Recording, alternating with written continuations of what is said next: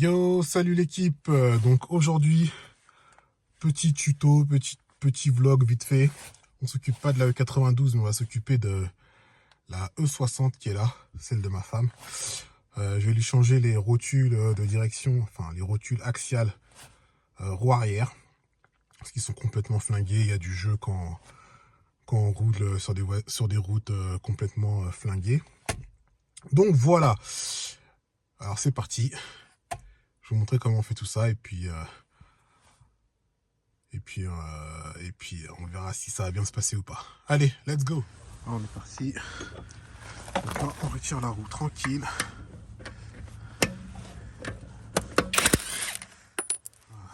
Hop. Hop.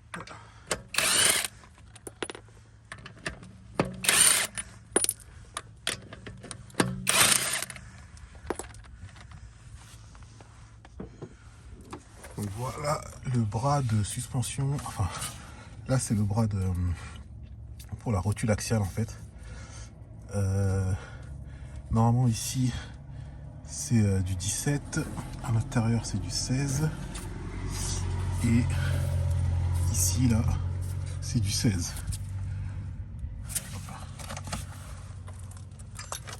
Donc j'avais déjà démonté de l'autre côté pour voir comment c'est. Vous allez voir comment c'est, hein. C'est complètement flingué, un jeu pas possible. Et là c'est pareil. Bon là faut prendre le tournevis, le mettre à l'intérieur et vous verrez le jeu, parce que comme ça on voit pas très bien le jeu. Donc bref, c'était flingué. Donc là je change l'autre côté. Et j'avais également changé les biellettes de barre stabilisatrice. C'est vraiment pas compliqué. Alors je répète, donc là c'est du 17, là c'est du 16 et à l'intérieur on voit pas très bien, il y a une vis là, c'est du 16 également. Allez, c'est parti. Ouais, je me suis trompé tout à l'heure, je disais que là c'était du 17 mais en fait c'est du 16.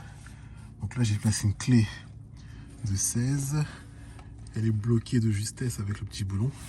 Donc pour faire cette astuce, en fait ce que j'ai fait, c'est que j'ai mis un cric à ce niveau là. Ça m'a permis de soulever le disque, en fait toute cette partie. Et après voilà, j'ai pu bloquer ma clé. Et là je suis en train de dévisser. Hop. Donc voilà, on dévisse. Donc je vais dévisser ça et puis après je m'attaque à ce boulon là qui est un peu plus compliqué là, pour celui-là.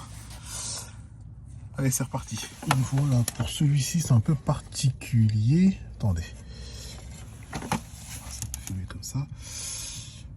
Donc j'ai mis ma clé de 16 sur l'embout.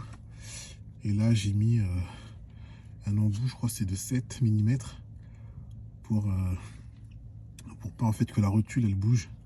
Et puis après vous dévissez. Et ça c'est un peu une vraie galère. Parce que j'avais pas un cliquet, j'avais pas une clé cliquée. Enfin j'en ai, mais j'avais pas de numéro 16. Donc ça prend un peu plus de temps. Donc voilà, on continue, on sort le tout et puis après on regarde l'état de la rotule axiale. Donc voilà, j'ai réussi à dévisser. Ce qui est bizarre, c'est que vous avez ça, ce petit boulon là qui se situe à l'intérieur. C'est comme une espèce de verrou. Donc pour pouvoir retirer la vis, il va falloir retirer ça avant. Et puis après, vous avez la vis qui ressort très facilement. Donc c'est parti. Allez, on retire ce truc. Et voilà, j'ai retiré la rotule. Comme vous pouvez voir, complètement morte. Et en fait, les symptômes de la voiture, c'est que quand je roulais sur une route irrégulière, je sentais le train arrière qui bougeait. Bon, voilà la raison. Donc ça, c'est à changer. Et j'avais également ma biellette de barre stabilisatrice. Pardon, ma biellette de barre stabilisatrice qui était complètement flinguée. Donc là, je l'ai changé. Et il me manquera plus qu'à changer celui-là. Cette grosse rotule là, le tirant arrière, qui a moins de jeu, donc c'est pas non plus trop dérangeant, mais je le changerai également. Avant de faire évidemment la géométrie, je préfère tout changer dans le train arrière et dans le train avant. Comme ça après je fais une géométrie complète et puis c'est réglé pour au moins 200 000 km. Bon, allez, c'est parti. Donc,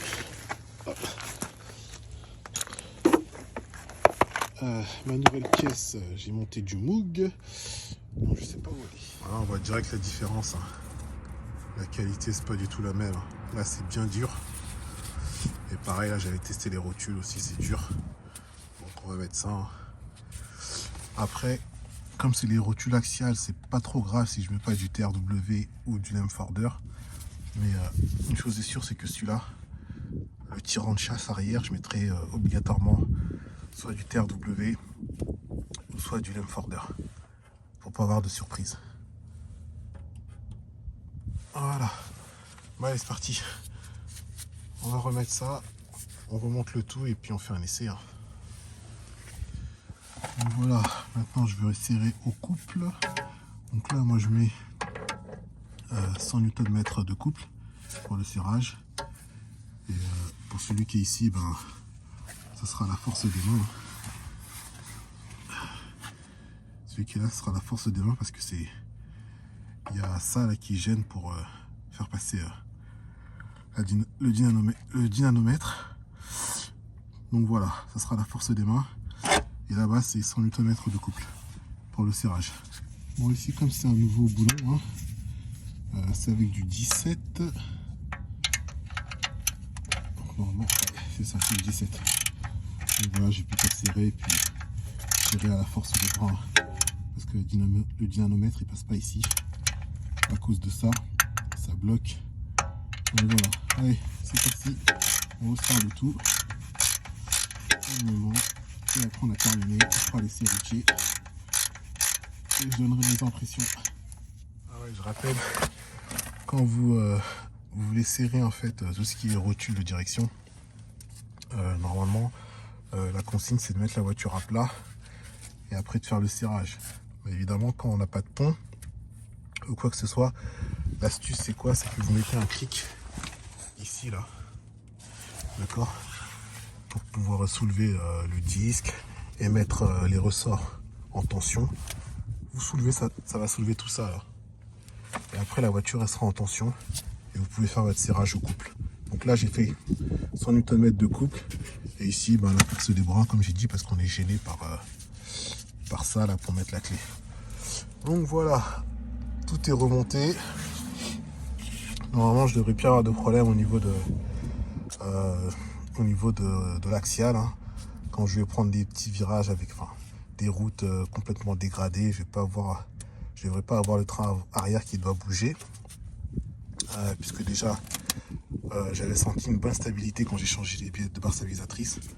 Donc si je change en plus les rotules axiales, ça fera une meilleure stabilité.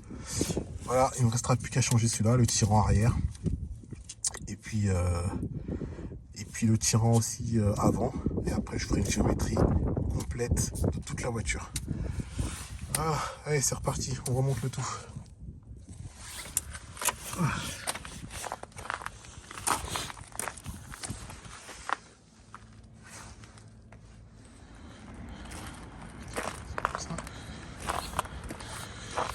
Bon, pour ceux qui ne le savent pas, pour resserrer les boulons de la roue, le couple de serrage c'est 120 Nm. Donc on resserre ça à 120 Nm de couple et c'est parfait. Pas plus, pas besoin. Et ni moins, 120 c'est nickel. C'est le couple de serrage préconisé par BMW. Ok, allez c'est reparti. Voilà, on est à bord du cockpit. On est parti pour faire les serroutiers et voir si tout fonctionne correctement. Alors, si je mets pas la clé, c'est sûr que ça va pas démarrer. Hein. Bah allez, on va voir ce que ça donne sur la route. C'est parti. Bon, franchement, pour l'instant, c'est nickel. Hein. Je sens bien que l'arrière, il a plus de stabilité. Donc là, j'ai essayé une route qui est un peu ondulée, tout ça, pour voir le comportement arrière. Et franchement, c'est nickel. Bon, c'est vrai que j'ai pas présenté encore la E60, mais pour l'instant, elle mérite pas d'être présentée puisque il faut que je lui fasse des modifications. J'entends modification parce que là, voilà, on a acheté un pack luxe. Enfin, on a acheté un pack luxe, mais le pack luxe, c'est pas forcément le pack de toute beauté, hein, niveau esthétique. Donc je vais lui apporter un peu plus de sportivité, genre je vais lui mettre déjà, comment ça s'appelle, le pare-choc avant, style M5. Le pare-choc avant style M5, et puis ça fera déjà pas mal de choses. Et peut-être des rétros en mode carbone, ça sera pas mal. Et après on verra petit à petit, hein. Donc en tout cas pour l'instant voilà, la voiture elle a un très bon comportement arrière et je suis satisfait. Il ne me restera plus qu'à changer les tirants de chasse arrière et les tirants de chasse avant, et la voiture niveau mécanique elle sera nickel de chez nickel. Il n'y aura plus qu'à passer au côté esthétique. Donc voilà, c'était un petit vlog tuto sur la BMW E60. Et quand elle sera mise, disons, au goût du jour, avec des jantes en 19 pouces, le pare-choc M5 avant, etc., etc., ben on fera une petite présentation et puis je filmerai les évolutions de la voiture à chaque changement esthétique ou même mécanique. Ça peut être aussi intéressant de switcher entre la E92 et la E60 pour faire des tutos ou des vlogs mécaniques ou autres, hein. Donc voilà, sur ce les amis, je vais continuer mon test routier tranquillement sur la route. Et puis je vous souhaite une bonne journée, une bonne après-midi, et puis on se capte pour le prochain vlog. Allez, ciao ciao, peace.